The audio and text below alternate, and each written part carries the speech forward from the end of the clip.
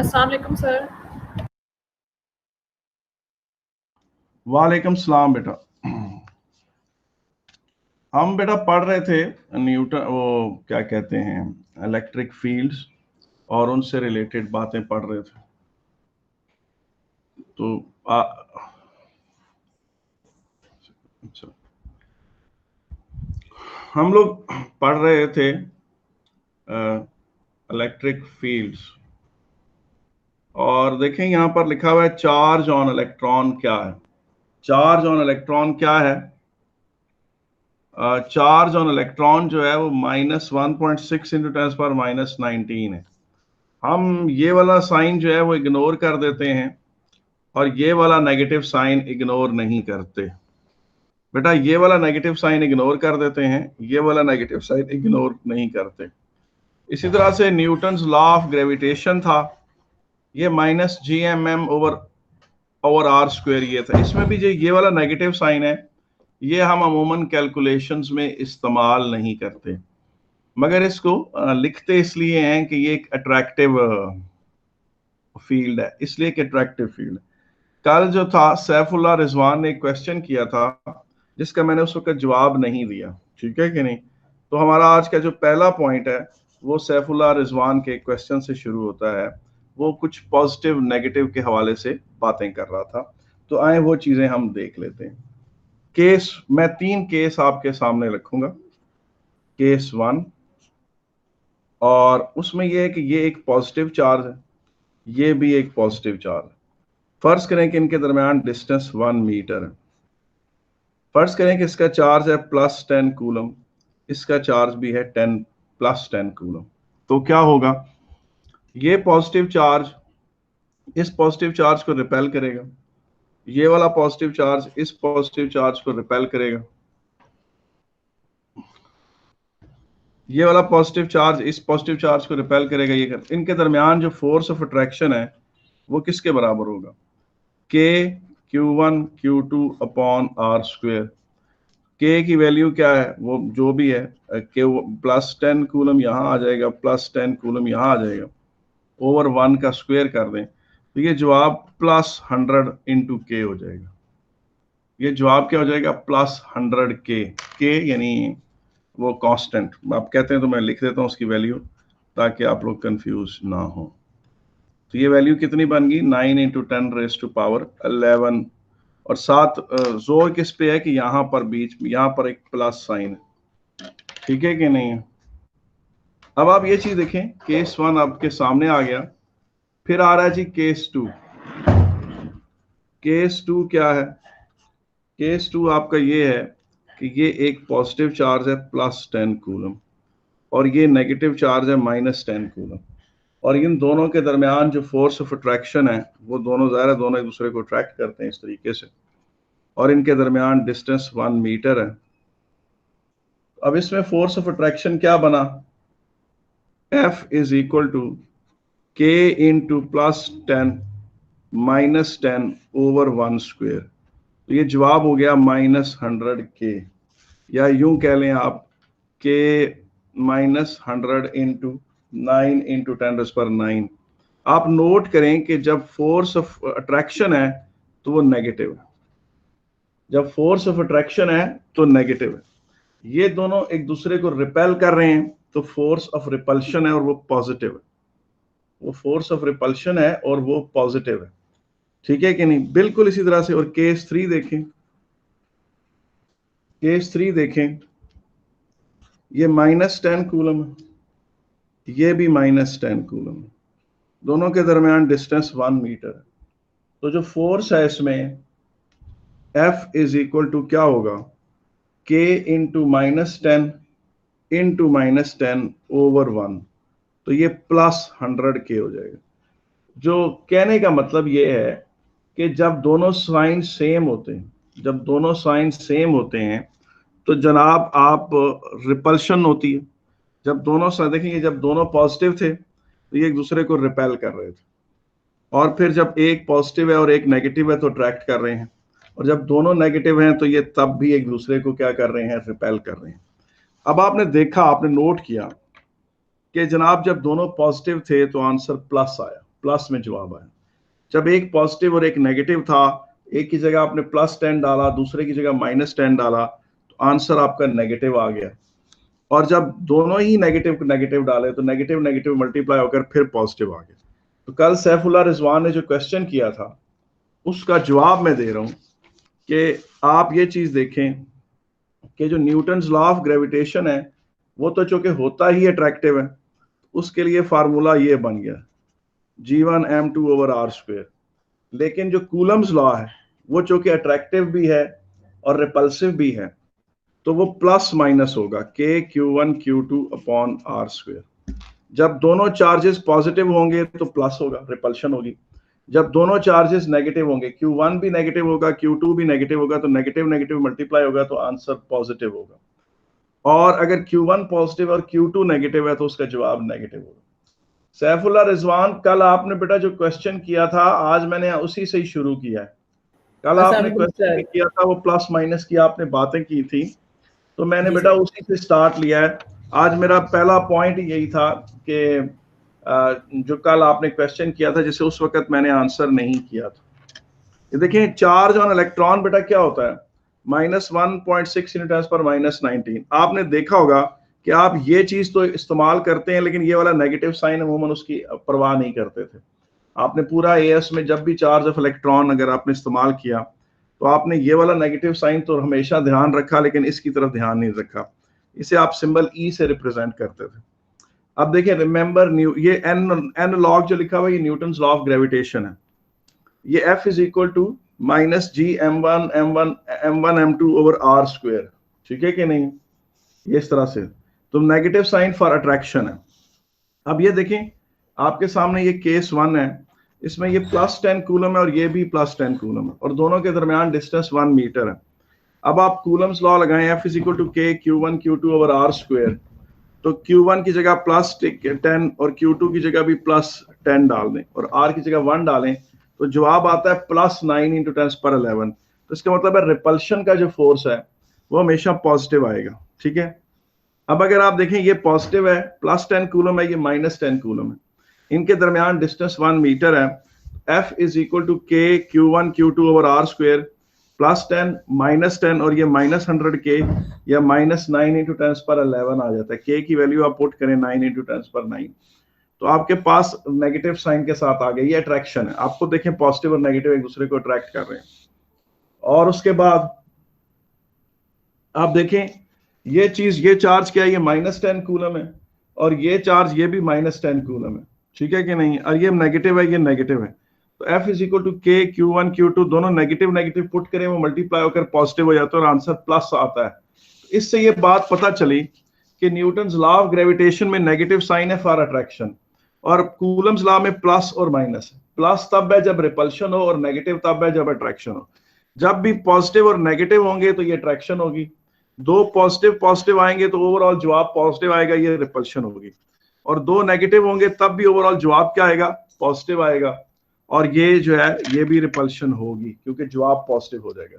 इससे पता चला कि न्यूटन्स लॉ ऑफ ग्रेविटेशन में नेगेटिव है क्योंकि वो प्योरली अट्रैक्टिव है और कूलम्स लॉ में प्लस माइनस है क्योंकि वो अट्रैक्टिव भी है रिपल्सिव भी है। ये मेरा पहला पॉइंट था आज के लेक्चर का। मैंने आज के लेक्चर का जो पहला पॉइंट था वो कल सैफुल्लाह रिजवान के क्वेश्चन से ही मैंने शुरू करना था। तो ये मेरा पहला पॉइंट है, मैंने एक जगह साइड पे लिख के रखा हुआ है, वहां मैंने क्रॉस कर दिया। ये पहला पॉइंट था जो हमने कवर कर लिया। इसके हवाले से किसी ने कोई क्वेश्चन पूछना हो तो मैं हाजिर हूं। ठीक है, ओके, आगे चलते हैं जनाब, अगली बात आपके साथ करते हैं। और अगली बात क्या है वो देखते हैं। अच्छा, ये अगर एक पॉजिटिव चार्ज है, आप देखें अगर ये पॉजिटिव चार्ज यहां है तो ये इसको इस तरफ को धक्का लगाएगा। ठीक है कि नहीं।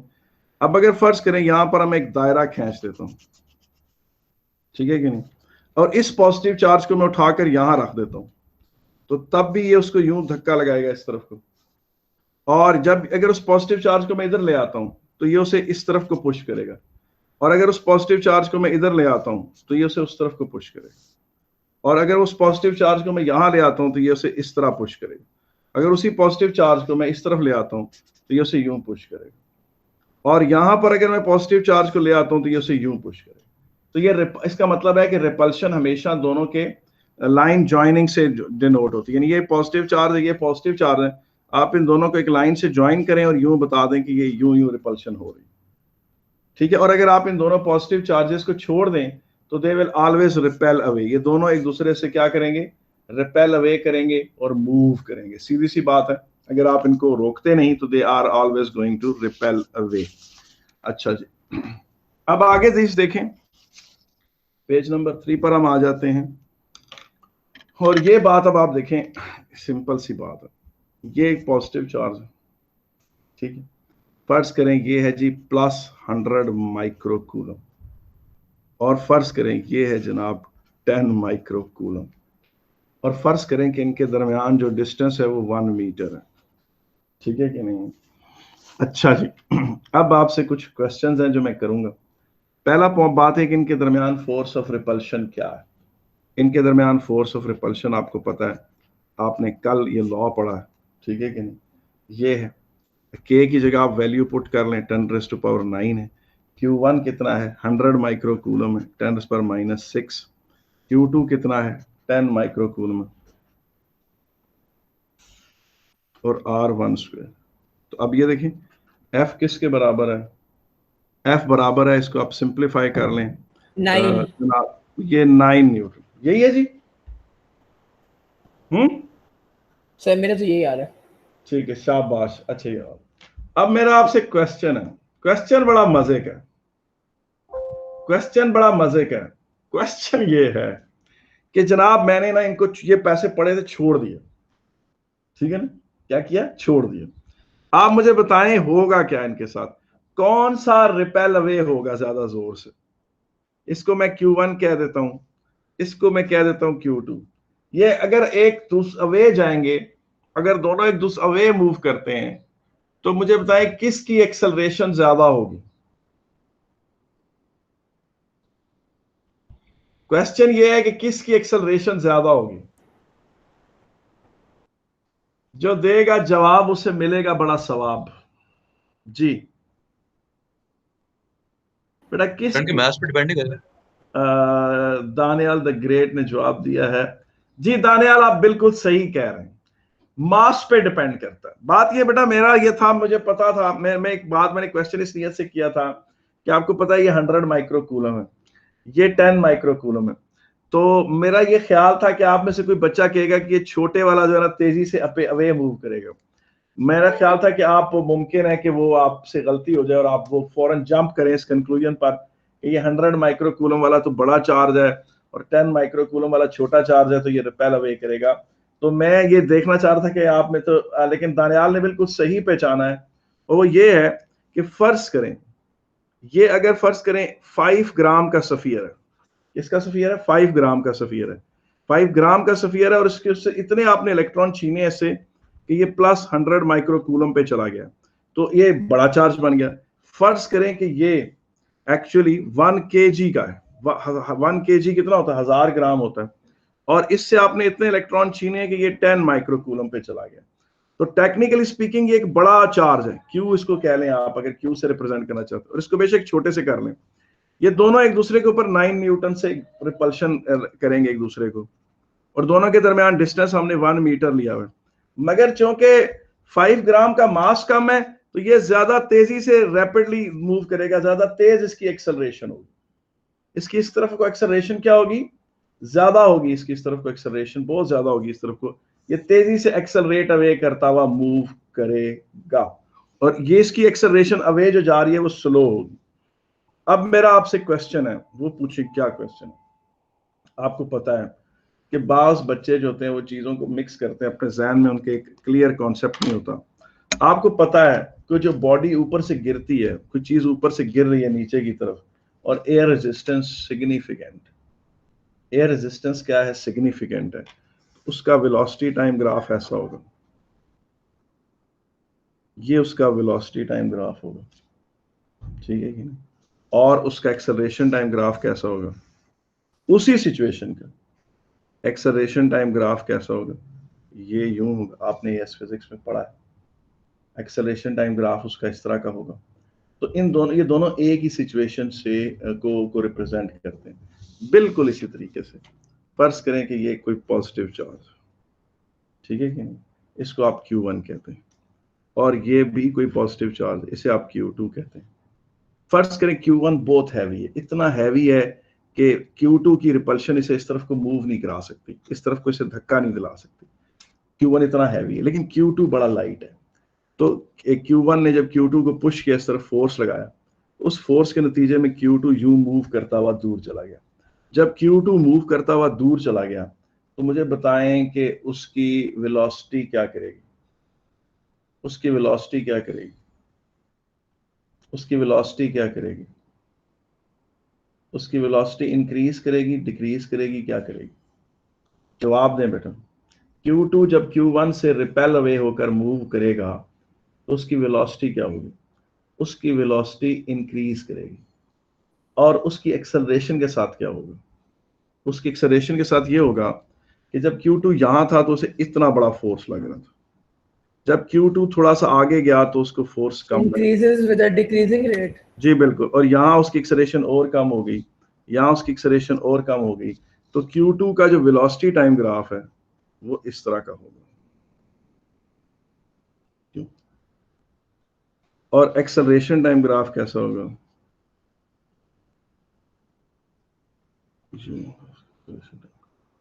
ये बेटा है बात समझने वाली कि जब एक पॉजिटिव चार्ज दूसरे पॉजिटिव चार्ज से रिपेल अवे होकर जाएगा तो क्या हिसाब किताब बनेगा।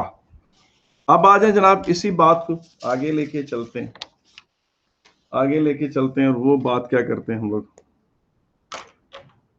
अब ये चीज देखें, ये एक पॉजिटिव चार्ज है, इसको Q1 कह रहे हैं। बिल्कुल इसकी लाइन में एक और चार्ज पड़ा हुआ है जिसको आप Q2 कह रहे हैं, और Q2 के साथ यहां आगे इसको पॉजिटिव कह लें, ये भी पॉजिटिव, और ये Q3 पड़ा। ये तीन चार्जेस पड़े हुए, क्या पड़े हुए? तीन चार्जेस पड़े हुए, ठीक है कि नहीं? तो अब आगे देखते हैं कि इसमें से, इन तीन चार्जेस में से जो Q1 है, Q1 Q2 को एक धक्का मारता है, Q1 Q2 को एक धक्का मारता है कि परे हटो। ये जो फोर्स है, ये फोर्स, इसको आप F12 कह रहे हैं। F12 से मुराद है वो फोर्स जो 1 ने 2 पर एक्सर्ट किया। Q3 भी Q2 को धक्का मारता है, Q3 भी Q2 को धक्का मारता है, इस तरफ को रिपेल करता है और कहता है इस तरफ जाओ, और वो फोर्स है F32। F32 से मुराद है वो फोर्स जो 3 ने 2 पर लगाया, वो फोर्स जो 3 ने 2 पर लगाया। अब Q3 का पर भी एक फोर्स लगेगा, Q2 Q3 को रिपेल करेगा, ये फोर्स है F23। ये वो फोर्स है जो 2 ने 3 पर लगाया, और ज़ाहिर है F23 और F32 बराबर होंगे क्योंकि एक्शन और रिएक्शन है। Q2 ने इसको रिपेल किया, Q1 वहां से Q3 को रिपेल कर रहा है, Q1 भी Q3 को रिपेल कर रहा है, और वो फोर्स होगा F13, वो फोर्स जो 1 ने 3 पर लगाया, वो फोर्स जो 1 ने 3 पर लगाया, ठीक है कि नहीं? और उसका मैग्नीट्यूड जो है वो डिपेंड करता है इस डिस्टेंस पे, क्योंकि डिस्टेंस इन्वॉल्व ज्यादा हो गया। और Q1 पे कितने फोर्सेस लगेंगे? Q1 को Q2 भी रिपेल करेगा, ये फोर्स कहलाएगा F21, वो फोर्स जो 2 ने 1 पर लगाया। और F3 भी, ये Q3 भी Q1 को रिपेल करेगा, तो इसके ऊपर एक फोर्स ये भी लगेगा F31, वो फोर्स जो 3 ने 1 पर लगाया, ठीक है कि नहीं? तो इस तरह से फोर्स की बातें होंगी सारी, मगर अमूमन पूरा जो कैम्ब्रिज का चैप्टर इलेक्ट्रिक फील्ड्स का, उसमें हम इन दो फोर्सेस का डिस्कशन करते ही नहीं, इन दो फोर्सेस का डिस्कशन करते ही नहीं। बीच में जो थर्ड बीच वाला जो चार्ज है ना, उस पर इन दोनों का इन्फ्लुएंस डिस्कस करते हैं। तो ऐसा नहीं होता कि ये फोर्सेस वहां प्रेजेंट नहीं है, फोर्सेस वहां प्रेजेंट है, मगर हम इन्हें डिस्कशन में लाएंगे नहीं, ठीक है? ये फोर्सेस वहां मौजूद जरूर है। जिस तरह आपको पता है कि ये प्लेनेट अर्थ है और ये कोई बंदा है, तो आपको पता है कि प्लेनेट अर्थ इस पर एक फोर्स लगाता है F, तो वो बंदा भी प्लेनेट अर्थ पर एक फोर्स लगाता है F। मगर होगा क्या, वो फोर्स इस बंदे के लिए इंपॉर्टेंट है, उसका डिस्कशन इस बंदे पर हम डिटेल में करेंगे, लेकिन वो फोर्स इस प्लेनेट अर्थ के लिए इतना इंपॉर्टेंट नहीं है, तो हम उसको नहीं डिस्कस करते। अमूमन जब इस तरह की सिचुएशन होगी तो ज्यादातर जो बीच में चार्ज फंसा हुआ होता है ना, उसी के बारे में क्वेश्चंस हो रहे होते हैं, उसी के बारे में डिस्कशन हो रही होती है, वही बेचारा जो होता है ना टारगेट का होता है। तो आप कैम्ब्रिज में ज्यादातर इस तरह के क्वेश्चंस देखेंगे कि एंड पे 2 चार्ज सर होंगे और बीच में जो चार्ज होगा मिस्कीन, उसके बारे में क्वेश्चंस आ रहे होंगे। जी बेटा पूछो। सर अगर Q1 और Q2 का मास भी सेम हो और चार्ज भी सेम हो तो Q2 पर कोई इफेक्ट नहीं पड़ेगा? सैफुल्लाह रिजवान, वो ये सिचुएशन होगी, ये देखो, ये है जी 10 ग्राम 10 माइक्रोकूलम, ये भी 10 माइक्रोकूलम और ये भी 10 माइक्रोकूलम।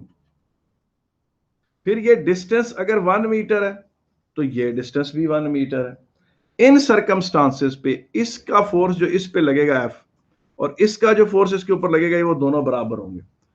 तब ये सेंट्रल चार्ज पे कोई फोर्स नहीं होगा, सेंट्रल चार्ज आराम से बैठा होगा, उस पर कोई सर फर्क। मास डिपेंडेंट होगा या इंडिपेंडेंट? इस पे मास से इंडिपेंडेंट है। जब फोर्सेस ने कैंसिल कर दिया एक दूसरे को, जब फोर्सेस ने कैंसिल ही कर दिया एक दूसरे को, तो अब तो उसके मास की इंपॉर्टेंस ही है ना। देखिए ना, आप एक्सेलरेशन की बात तो तब करते हैं ना, मास की अहमियत तो तब आएगी चल पहले पहले फोर्स मौजूद हो। वो फोर्स ही नहीं रहा तो फिर अब मास का डिस्कशन ही खत्म हो गया कि आया मास ज्यादा था या कम था, वो तो बाद की बात है। सही है सर। हाँ ठीक है कि नहीं। अब आगे चीज देखते हैं। इस तरह की डायग्राम्स आपको देखने को फ्रीक्वेंटली मिलेंगी, तो वो मैं आपके सामने डिस्कस करता हूं कि जो डायग्राम्स आपको मिलेंगी देखने को। फर्ज करेंगे एक पॉइंट है और ये डिस्टेंस है r, और यहां से 90 डिग्री नीचे आ जाए, ये डिस्टेंस भी r है, और आपको पता है ये ट्रायंगल बन गई एक, ये एंगल 90 डिग्री है। आप पाइथागोरस थ्योरम लगाएं इस पर, तो ये r² plus r² under root हो जाएगा, ये बन जाता है √2r। ठीक है कि नहीं। अच्छा, अब उसके बाद देखें क्या है, यहां पर आप रख दें एक चार्ज q, यहां पर भी इस कॉर्नर पे भी एक चार्ज रख दें q, यहां पर भी एक चार्ज रख दें q। ठीक है कि नहीं। अब होगा क्या, इसका नाम रख दें q1, इसका नाम रख दें q2, इसका नाम रख दें q3। आप देखें, आपने एक राइट एंगल आइसोसेलेस ट्रायंगल के तीनों वर्टिसेस के ऊपर चार्ज रख दिए। एक राइट एंगल ट्रायंगल के तीनों वर्टिसेस के ऊपर चार्ज रखती हैं, तो क्या होगा, जो Q1 है, Q1 Q2 को U रिपेल करेगा। इसको आप कह लें फोर्स F12, वो फोर्स जो 1 ने 2 पर लगाया।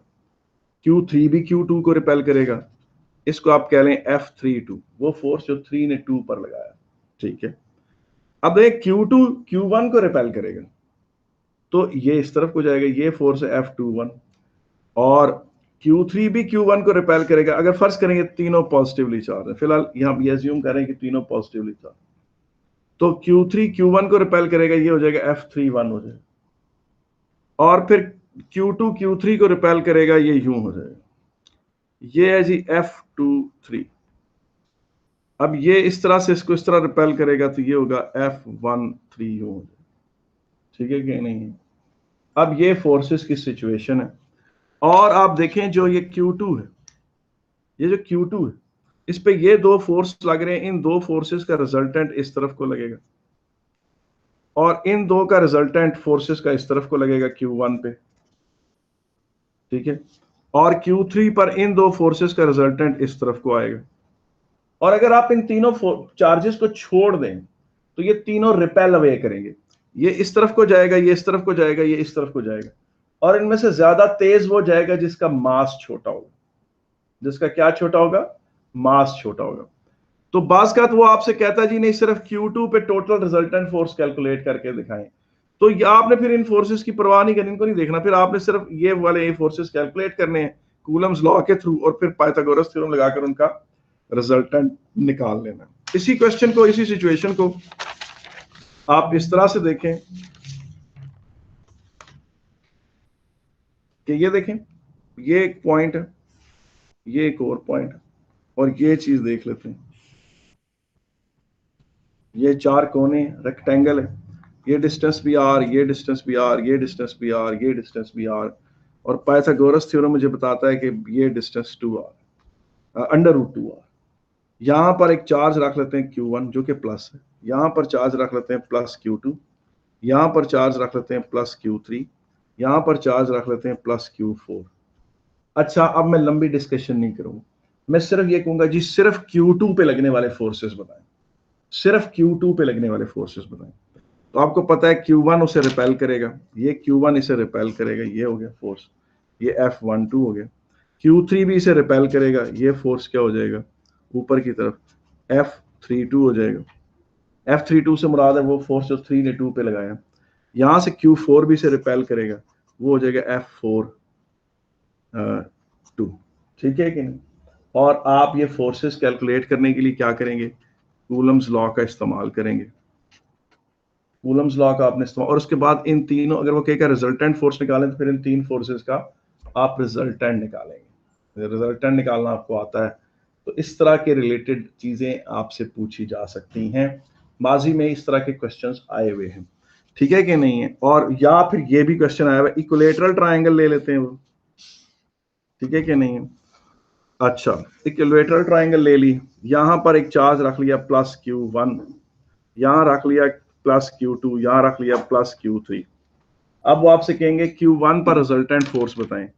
तो Q2 तो इसको यू रिपेल कर रहा है, देखिए ना, पॉजिटिव चार्ज इसको यू रिपेल कर रहा है, Q3 इसे यू रिपेल कर रहा है, और इन दोनों का रिजल्टेंट इस तरफ को आ सकता है। और अगर फर्ज करें कि ट्रायंगल इक्विलेटरल ट्रायंगल ही हो, ट्रायंगल इक्विलेटरल ही है, यहां पर पॉजिटिव चार्ज है Q2, यहां पर नेगेटिव चार्ज है Q3, और यहां पर प्लस चार्ज है Q1, और आपसे पूछते हैं कि Q1 पर रिजल्टेंट फोर्स बताएं। तो Q2 Q1 को इस तरफ को रिपेल करेगा, ये फोर्स यूं लगेगा, लेकिन Q3 उसे यूं अट्रैक्ट करेगा, ये फोर्स हो गया। और फिर इन फोर्सेस की इस तरफ को रिजल्टेंट बन जाता है। डिपेंड करता है, अगर ये फोर्स बड़ा है तो, और ये फोर्स छोटा है तो थोड़ा सा इस तरफ को टिल्टेड होगा, और अगर ये फोर्स इस फोर्स से बड़ा है, ये फोर्स बड़ा है और ये फोर्स छोटा है, तो रिजल्टेंट थोड़ा इस तरफ को टिल्टेड होगा। और अगर ये दोनों फोर्सेस बराबर हैं तो resultant right in the middle होगा।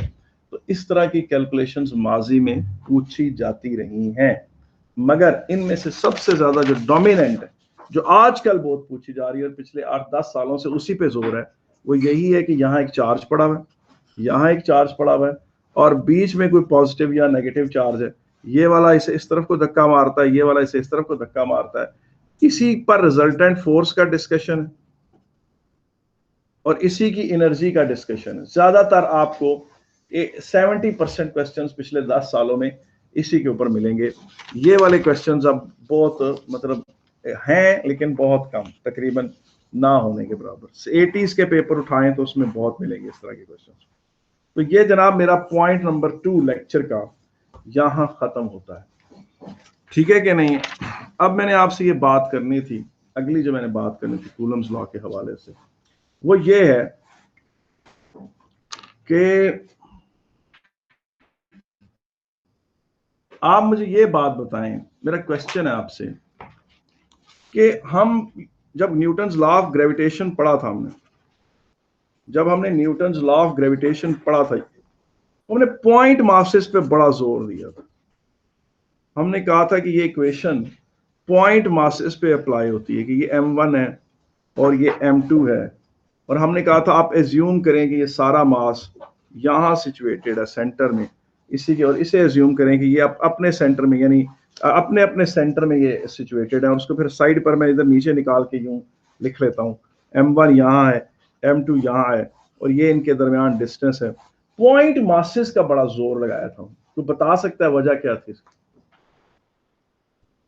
बेटा पॉइंट सर हाँ, उनके सेंटर पे नहीं होगा, फिर मतलब आप डिस्टेंस कहीं से ही मेजर कर सकते हैं क्योंकि वो इतने स्मॉल होंगे। हाँ ठीक है, आपने किसी हद तक ठीक बात की। मैं आपको बता देता हूँ बेटा, देखें, फर्ज करें ये एक बंदा खड़ा है और ये एक और बंदा खड़ा है, ठीक है कि नहीं है? तो आप आराम से इनके दरमियान डिस्टेंस को कोट कर सकते हैं, आराम से बोल सकते हैं कि इनके दरमियान ये डिस्टेंस है बंदे के दरमियान। लेकिन फर्ज करें कि लोगों की एक कतार है जो ऐसे खड़ी, एक टिक एक बंदे को रिप्रेजेंट कर रहा है, ये एक लाइन है जो यूं खड़ी, और एक बंदों की कतार है जो यूं खड़ी है। अब अगर आपसे कोई कहे कि distance between these two lines, तो क्या होगा? अब आपको क्या करेंगे? आप ये वाला डिस्टेंस करेंगे, ये वाला डिस्टेंस करेंगे, ये वाला, ये वाला, ये वाला, तो आप इनके दरमियान डिस्टेंस तो कोट ही नहीं कर सकते सही तरह से, कोई डिस्टेंस नहीं कोट कर सकते। अब देखें, ये है लाहौर, बहुत बड़ा है, ये है रावलपिंडी, ये भी बहुत बड़ा है। इनके दरमियान आप डिस्टेंस कोट कर सकते हैं, centre of Lahore to centre of Rawalpindi, ये डिस्टेंस।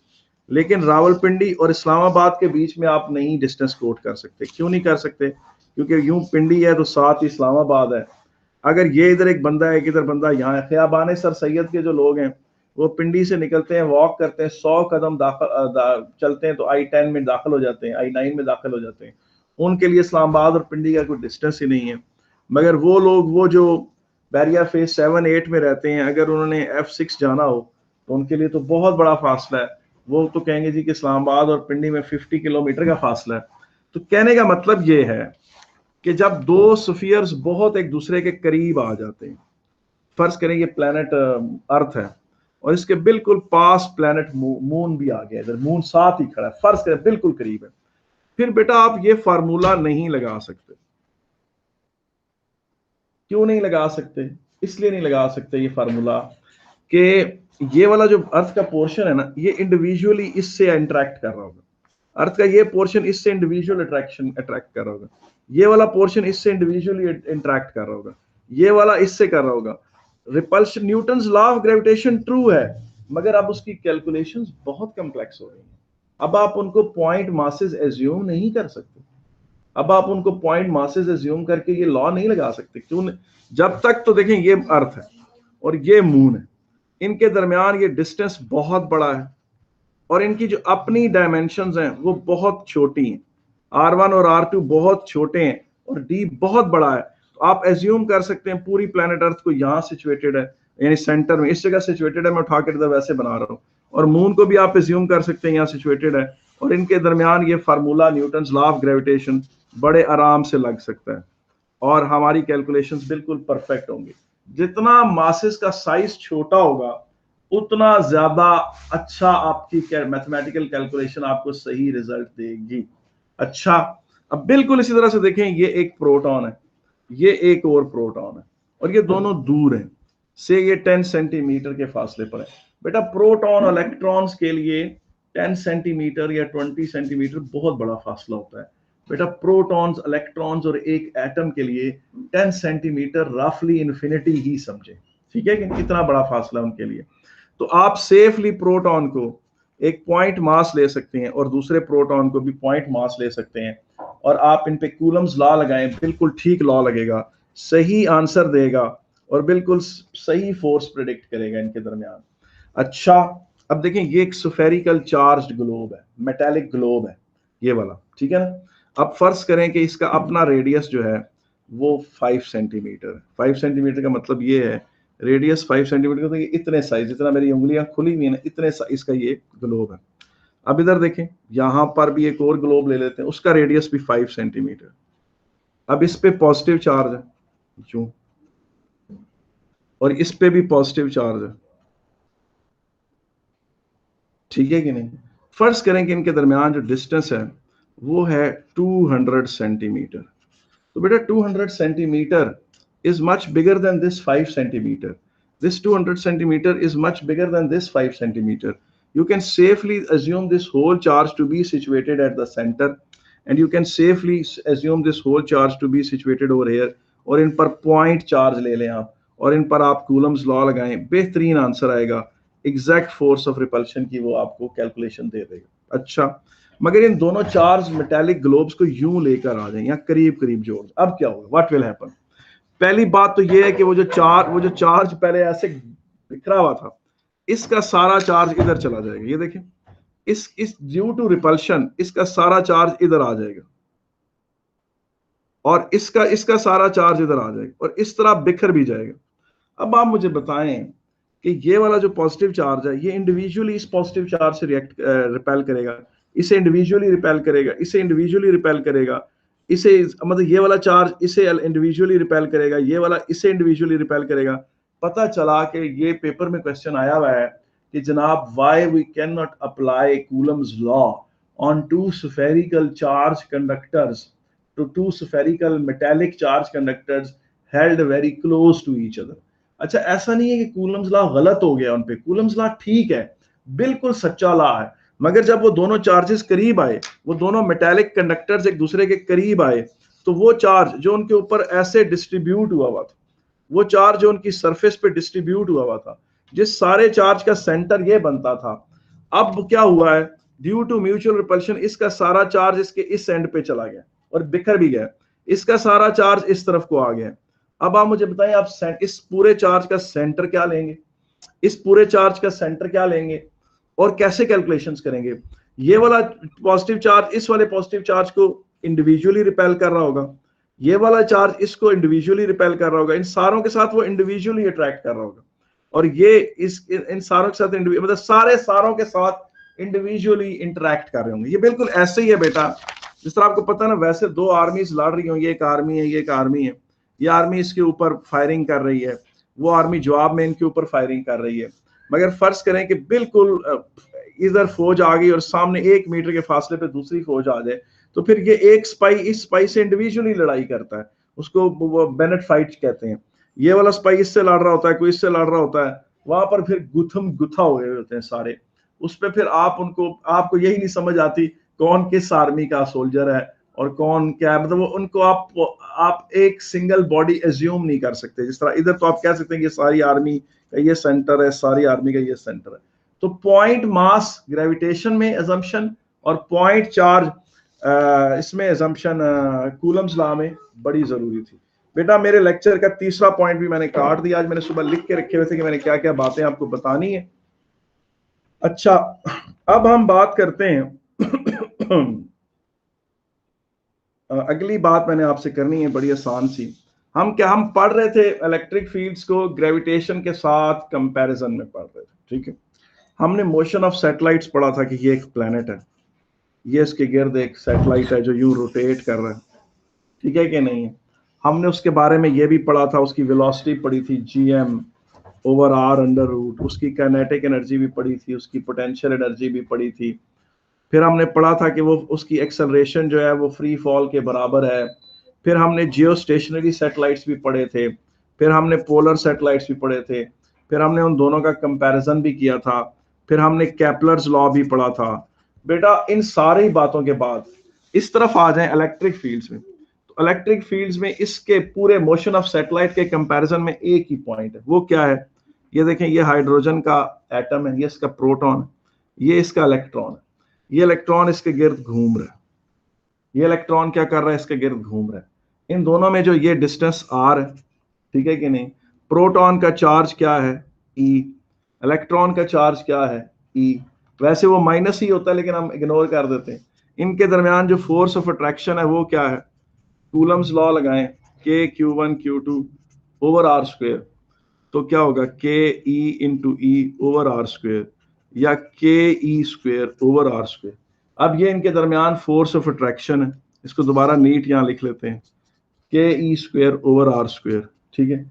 ये प्रोवाइड करती है इलेक्ट्रॉन को क्या, नेसेसरी सेंट्रीपिटल फोर्स। इलेक्ट्रॉन के पास इस तरफ को वेलोसिटी है, इलेक्ट्रॉन तो भाग जाना चाहता है, लेकिन ये फोर्स उसे यूं रोक के रखता है। यहां से भी बाहर भाग जाना चाहता है, मगर ये फोर्स उसको यूं यहां ले आता है। यहाँ से भी ये इधर फोर्स लगता है, ये यहाँ से भी भागना चाहता है, इस तरह इसको फोर्सेस लगते चले जाते हैं और ये घूमता है। तो क्या बनेगा जनाब, व्हाट विल हैपन। अब हम ये देख लेते हैं, ये प्रोटॉन साहब हो गए, ये इलेक्ट्रॉन हो गया, ये पहले फर्स्ट शेल का ऑर्बिट, पहला 1s ऑर्बिट में जो नहीं होता इलेक्ट्रॉन, उसकी बात कर रहा हूँ।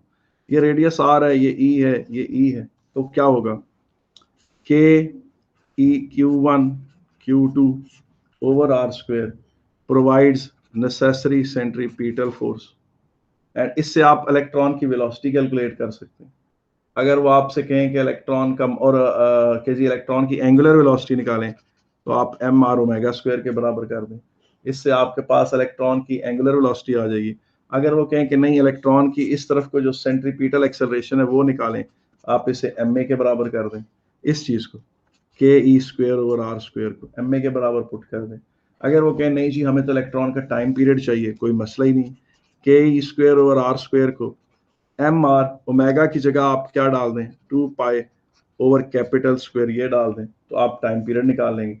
वो कहें नहीं जी हमें तो फ्रीक्वेंसी ऑफ रोटेशन चाहिए, कोई मसला ही नहीं, Ke²/r² को mr 2π की जगह क्या होता है 4π² हो गया, 1/t² की जगह f² डाल दें, तो आपके पास फ्रीक्वेंसी ऑफ रोटेशन आ जाती है।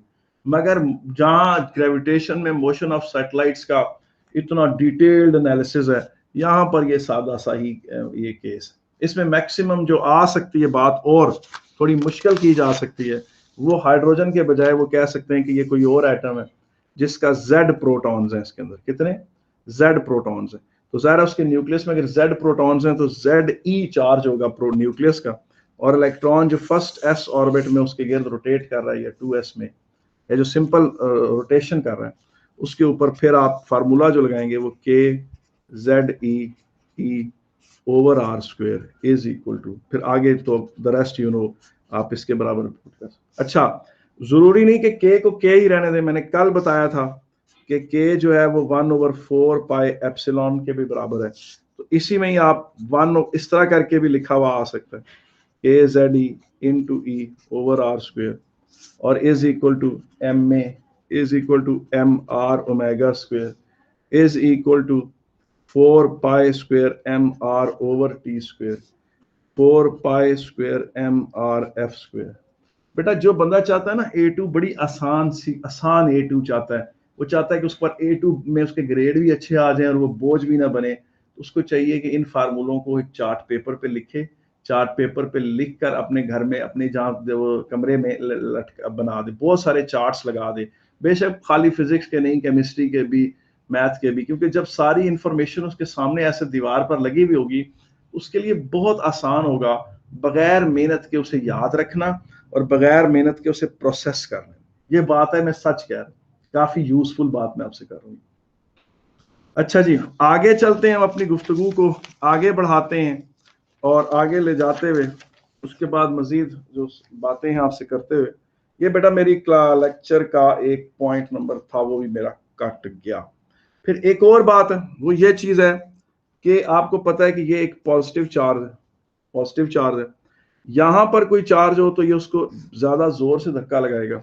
यहां पर ये Q1 कह लें, इधर फर्ज करें कोई चार्ज है Q2, तो उसको ये इतने जोर से धक्का लगाएगा। वो चार्ज जरा दूर चला जाए तो ये उसको कम फोर्स से धक्का लगाएगा, फिर और दूर चला जाए तो और कम फोर्स से धक्का लगाएगा। तो पता चला कि एक पॉजिटिव चार्ज के गिर्द जो फील्ड होता है वो नॉन यूनिफॉर्म फील्ड होता है, field created by a point positive और negative charge is non-uniform field. Non-uniform field क्यों होता है? The field intensity decreases as you move away from that charge, point charge. Field intensity, electric field intensity जिसे आप कहते हैं, electric field intensity, electric field intensity decreases as we move away from point charge. अब point charge चाहे positive हो चाहे negative हो, तो ये नॉन यूनिफॉर्म फील्ड होते हैं। ये आपने OAS में भी पढ़ा था। ये मेरा बेटा लेक्चर का एक पॉइंट और कट गया, ठीक है कि नहीं? अच्छा, अब आपसे एक छोटा सा क्विज है, वो उसका आप जवाब दे दें तो मैं आपको मान जाऊंगा, ठीक है कि नहीं? मेरे 2 स्टूडेंट्स थे, ठीक है ना, दोनों ने एक्सपेरिमेंट किया लैब में। पूछे क्या एक्सपेरिमेंट था? एक ने यूं किया कि ये छत है, ठीक है कि नहीं, छत के साथ धागे लटकाए, धागों के साथ सफियर्स बनाए। ये मेटालिक सफियर था या पेंडुलम टाइप कोई मेटल था जो जोड़ा हुआ था यहाँ पर उसने मेटल, और यहाँ पर भी ये एक पॉजिटिवली चार्ज कोई पेंडुलम था तो यूं जोड़ा हुआ था, और दोनों को सेम चार्ज दिया, इसको भी Q चार्ज दिया, इसको भी Q चार्ज दिया। यहाँ पर अगर ये लेंथ L थी तो ये लेंथ भी L थी। उसने देखा कि ये एंगल 50 डिग्री पर एंगल है तो ये वाला एंगल भी 50 डिग्री। ये मेरा एक स्टूडेंट है जिसने ये काम किया, कोई भी स्टूडेंट आप में से फर्ज करें। और एक और मेरे स्टूडेंट ने इसी तरह का मिलता जुलता एक्सपेरिमेंट किया, उसके चार्जेस यूं थे, एक चार्ज यूं था, दो, अच्छा उस इसने भी, और दूसरा यूं था। अच्छा, हालांकि चार्जेस पे वो सेम था, चार्ज सेम था, इस पे भी Q चार्ज था, इस पे भी लेंथ भी सेम थी, और ये एंगल रफली कह लें 60 डिग्री था। अब आप मुझे बताएं क्या वजह हो सकती है कि दोनों के डिफरेंट मास। हाँ, ये किसका मास। जवाब है? सैफुल्ला। जी सर। अच्छा ठीक। अच्छा, और कोई बंदा इस बारे में बात कहना चाहता हो? और कोई बंदा कोई बात कहना चाहता हो?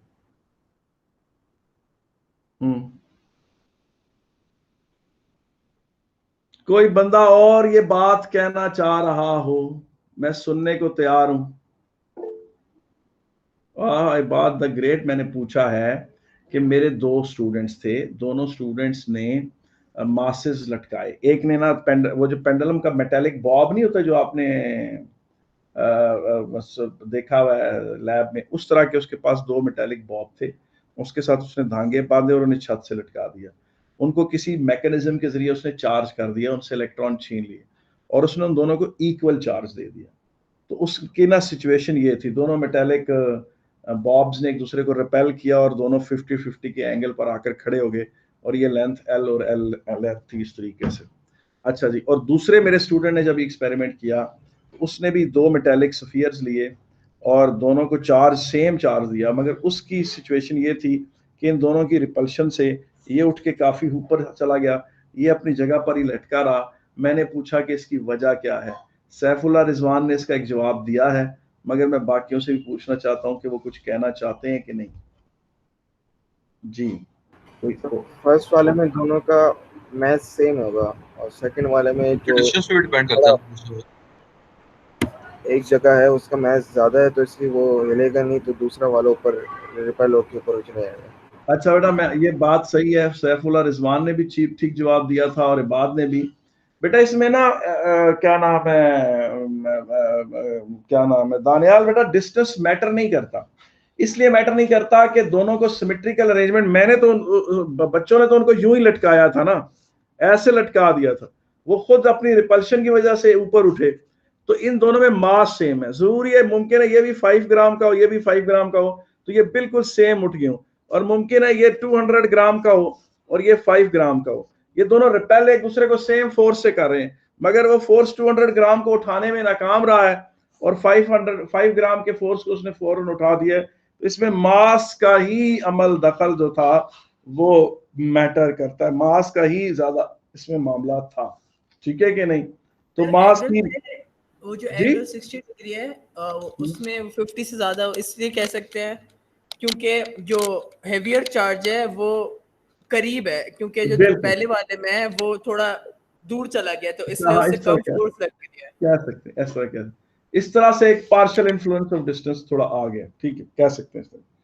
अच्छा यार, आप मेरी बात सुने, मैं आपसे एक रिक्वेस्ट करता हूँ, प्लीज दरख्वास्त करता हूँ, गौर से सुने। आप माशाल्लाह सारे इंजीनियरिंग के हैं, आप लोगों को तो ये चीजें अच्छी आती हैं। अमूमन इस तरह के मसाइल किसी मेडिकल के सेक्शन को पढ़ाते वक्त ज्यादा आते हैं, जो मैं अभी बात करने लगा हूँ। ठीक है कि नहीं? वो ये है कि इस चैप्टर में, यानी जो इलेक्ट्रिक फील्ड्स का चैप्टर है और जो पीछे गुजर गया ग्रेविटेशनल फील्ड का चैप्टर, उन दोनों में एक चीज मैथ की बहुत ज्यादा आती, तो वो मैं आपके सामने बताना चाहता हूँ। पहली बात है कि आपको पता होना चाहिए कि 1/2.5 होता है, ये बात आपको पता होनी चाहिए। आपको पता होना चाहिए 1/3.33 है। फ्रैक्शंस का सबसे ज्यादा यूज इस चैप्टर में और इससे पिछले चैप्टर जो ग्रेविटेशन का, उस दोनों में आता है। मैंने ग्रेविटेशन जब पढ़ाया था तो मैंने कुछ चीजें पर ज्यादा स्ट्रेस दिया था, कुछ चीजों पे कम स्ट्रेस दिया था। जिन चीजों पे मैंने कम स्ट्रेस दिया था वो थी जो मैंने इस चैप्टर के साथ लिंक करनी थी, और अब उनका वक्त आ गया और मैं उनको दबा के उसके ऊपर भी हम डिस्कशन करेंगे और उसको इस चैप्टर के साथ जोड़ेंगे। यानी ग्रेविटेशन की और इलेक्ट्रिक फील्ड्स की जो चीजें जुड़ सकती थी, उस वक्त मैंने उनको हल्का रखा था। मोशन ऑफ सैटेलाइट्स को हमने डिटेल में पढ़ा था क्योंकि उसका इस चैप्टर में कोई ताल्लुक नहीं था। अब इधर देखें, 1/4 है, ये 0.25 है। अच्छा, ये याद रखें ये 50% है, ये याद रखें ये 33.3% है, ये याद रखें कि ये 25% है। 1/5 जो है वो है जी 0.2 या 20%। और उसके बाद आप देखें 1/6 की मुझे इतनी जरूरत नहीं है तो मैं नहीं लिखूंगा, 1/7 की भी मुझे जरूरत नहीं, 1/8 की भी जरूरत नहीं, मुझे 1/9 की बहुत जरूरत पड़ेगी इस चैप्टर में। तो 0.111 ये 11.1% है। फिर मुझे 1/16 की जरूरत पड़ेगी, 1/16 0.0625 होता है, ये 6.25% बनता है। तो ये चीजें जहन में रखें, ये फ्रैक्शंस ये जो लिखी है मैंने, मुझे फ्रीक्वेंटली इनकी जरूरत पड़ेगी। 1/2 की भी, 1/4 की भी, 1/, क्या कहते हैं, 4 की भी, 1/5 की भी, फिर 1/9 की भी, फिर 1/16 की। ये फ्रैक्शंस मुझे बहुत ज्यादा पढ़ने की जरूरत। आपको ये नॉर्मल फ्रैक्शन में भी पता होनी चाहिए, डेसिमल में भी पता होनी चाहिए, परसेंटेज वाइज भी पता होनी चाहिए। उसके बाद मेरी आपसे एक और रिक्वेस्ट है, वो आप जहन में रखिए। वो क्या है बेटा? देखो, आपको पता है, आप जानते हैं कि y is equal to mx plus c एक स्ट्रेट लाइन होती है। आप ओ लेवल से पढ़ जाओ, जो लोग मैथ नहीं लेते मेडिकल के, उन्हें भी पता है। फिर उन्हें पता है कि c 0 हो जाए तो ये लाइन ओरिजिन से गुजरती है, ठीक है कि नहीं? और उन्हें पता है कि m नेगेटिव हो जाए, mx प्लस c में m नेगेटिव हो तो यही इक्वेशन ऐसे हो जाती है, और c 0 हो और m नेगेटिव हो तो यही इक्वेशन ऐसे गुजरेगी। ये बातें हैं जो बार बार आती हैं, लेकिन इस चैप्टर में और इससे पिछले चैप्टर में, ग्रेविटेशन के चैप्टर में और इस चैप्टर में, मुझे इन दो ग्राफ्स का बहुत ज्यादा यूज करना है। y is equal to k, y is equal to k over x, ठीक है कि नहीं? इनमें से ये वाला कहलाता है हाइपरबोला, ठीक है कि नहीं? ये वाला हाइपरबोला नहीं कहलाता, ठीक है? अच्छा, बाज बच्चे पूछे क्या करते हैं, वो उन्होंने ना एक स्टीरियोटाइप वर्ड्स याद रखे होते हैं। मिसाल के तौर पे ये चीज इस तरह से, इसमें देखें y बढ़ रहा है और x बढ़ रहा है और y कम हो रही है। इसमें आप ये नहीं कह सकते कि y is inversely proportional to x। आप कहेंगे y decreases linearly as x increases, और इसमें y और x में ये रिलेशनशिप है। इनवर्स प्रोपोर्शन का लफ्ज आप सिर्फ इसमें इस्तेमाल करते हैं कि y is inversely proportional to x, ठीक है? अब ये दो ग्राफ कैसे हैं, मुझे इनकी क्या वजाहत है वो मैं बता देता हूँ। ये बहुत ज्यादा इस्तेमाल होंगे और इनकी वैल्यूज बहुत ज्यादा इस्तेमाल होंगी। कैसे, वो मैं बता देता हूँ। इसको जहन में रखें और इसी पर मैं आज अपना गुफ्तगू खत्म करूंगा। तो मैंने जितने पॉइंट्स आपसे डिस्कस करे थे, 1 2 3 4 5 6 7 8 पॉइंट्स पे मेरा लेक्चर जो है वो आज खत्म हो जाएगा। क्या क्या बातें? y is equal to k over x, y is equal to k over x में k पॉजिटिव हो तो ये ग्राफ हमेशा ऐसे होता है, यूं ऐसे होता है हमेशा ये ग्राफ, ठीक है? और फर्ज करें यहां पर x की कोई वैल्यू है, मैं उसको कह देता हूं r, तो यहां पर y की कोई वैल्यू है, उसको मैं कह देता हूं, चलें उसको मैं a कह देता हूं, ठीक है? और x की वैल्यू जब डबल होगी, 2r होगी, तो y आधी हो जाएगी, a/2। और x की वैल्यू जब 3r होगी तो y की वैल्यू a/3 हो जाएगी। फिर जब x की वैल्यू 4r होगी तो y की वैल्यू यहां हो जाएगी a/4। ये छोटा सा फैक्ट है जो आपने याद रखना है। ये फैक्ट इस चैप्टर में भी इस्तेमाल होता है और इससे पिछले चैप्टर में भी दोनों में बहुत ज्यादा इस्तेमाल हो रहा है। तो ये आपने बात जहन में रखनी। और अगर k नेगेटिव देखिए, जिस तरह y is equal to 100 over x, अगर y is equal to -100 over x हो तो ये भी हाइपरबोला ही कहलाता है। ये ग्राफ है इसका, ठीक है? यहां पर इसमें भी अगर x की वैल्यू r है, तो y की वैल्यू हम क्या लेते हैं, -a कह देते हैं, एक वैल्यू दे देते हैं। जब x 2r पर जाता है तो y -a/2 हो जाती है। जब x 3r पे जाता है तो y की वैल्यू a/3 हो जाएगी, -a/3। जब x 4r पे जाएगा तो ये वाली वैल्यू -a/4 हो जाएगी। ये एक छोटा सा पॉइंट है जो आपने जहन में रखना है, ये आपके बड़े काम आएगा। बल्कि आप समझे पास पेपर्स के 10-15 क्वेश्चंस करने से जो स्किल आपको डेवलप होगी वो एक्चुअली मैथ की ये स्किल है जो आपको रटी हुई होनी चाहिए। अब आप ये जहन में रखें कि फिर आ जाता है y is equal to k over x square. इसमें अगर k पॉजिटिव है तो ये ग्राफ इस तरह का होता है। अच्छा, आप कहेंगे सर k ओवर x का भी ऐसा है, k ओवर एक्स स्क्वायर का भी ऐसा है। मैं दोनों को इकट्ठे भी बना देता हूं, k ओवर x और y is equal to k over x square. इनमें से किसका डिनोमिनेटर बड़ा है? इसका डिनोमिनेटर बड़ा है, तो इसका y ज्यादा छोटा होगा इससे। अगर इन दोनों को एक ही ग्राफ पे प्लॉट करें तो देखें ये k ओवर x। आपको पता है, इवन ये कंपैरिजन भी आपके जहन में होना चाहिए। पता है आपको, एक पेपर में इनके कंपैरिजन पे भी क्वेश्चन आया। ये देखें, ये है y is equal to k over x square. ये जहन में रहनी चाहिए बातें। हालांकि ये छोटा सा मैथमेटिक्स का फैक्ट है, लेकिन ये अगर आपको जहन में, अगर आप मेडिकल के बच्चे हैं और आपने ये वाली इतना मैथ रट लिया है तो आप समझें कि आपको ग्रेविटेशनल फील्ड और इलेक्ट्रिक फील्ड दोनों में कोई मसला नहीं होगा। इतनी कोई परेशानी नहीं होगी। जो मैं मेरे लेक्चर को अगर आपने गौर से सुन लिया है, मेरा आपसे वादा है कि आपको पास पेपर्स में इतनी मुसीबत नहीं पड़ेगी, आपको काफी यू विल सेल स्मूथली। बस ये कि आपने याद रखना है जो मैं बातें कर रहा हूं। अब आगे देखें, उसी तरह से अगर y is equal to k और x में, आपको ये बात जहन में, k और x स्क्वायर में ये बात जहन में रखनी चाहिए। ये ग्राफ ऐसे आ रहा है, ठीक है। इसमें जब x की वैल्यू r है तो y की वैल्यू से a है। मैं मिसाल देता हूं, तो जब x की वैल्यू 2r होगी तो 2r होने से आपको पता है कि जहां पर k और r स्क्वायर था, इस x की जगह r डाला था आपने। अब आप 2r का स्क्वायर लेंगे तो ये 1/4 k और r स्क्वायर बन जाए। तो पता चला कि x 2r होगा तो ये क्वांटिटी गिरकर a/4 पर आ जाएगी, और x जब 3r होगा तो ये क्वांटिटी गिरकर a/9 पर आ जाएगी। क्यों? क्योंकि k/3r जब होल स्क्वायर करेंगे तो k/9 स्क्वायर हो जाएगी, और जब ये 4r पे जाएगा तो इधर से y की वैल्यू डिक्रीज करके a/16 पर आ जाएगी। जो बच्चा ये छोटी सी बातें जहन में रखेगा, मेरा वादा है कि उसे ग्रेविटेशनल फील्ड और इलेक्ट्रिक फील्ड की बातें बहुत आसान लगेंगी।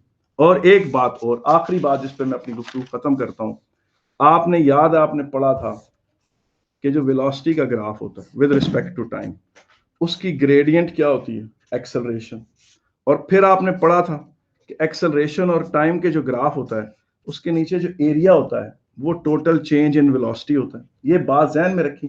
बिल्कुल इसी तरीके से इन दोनों चैप्टरों में ये बात इस्तेमाल होती है कि जब भी डिस्टेंस और एनर्जी का ग्राफ होगा, ग्रेडियंट हमेशा फोर्स होगी।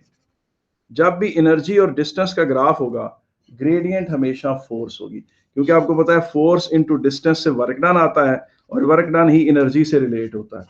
तो एनर्जी और डिस्टेंस का जब भी ग्राफ होगा, ग्रेडियंट हमेशा फोर्स होगी।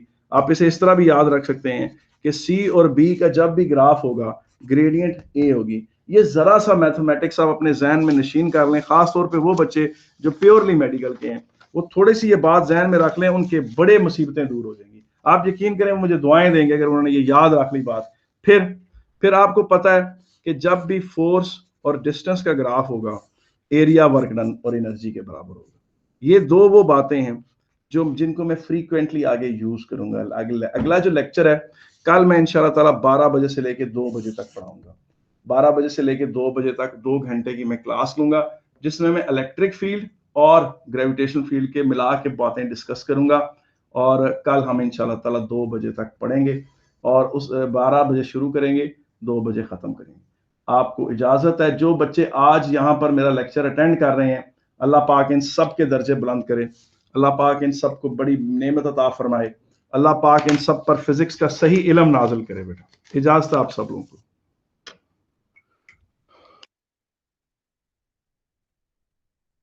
अल्लाह हाफिज़ सर। अल्लाह हाफिज़। बंद कर दो।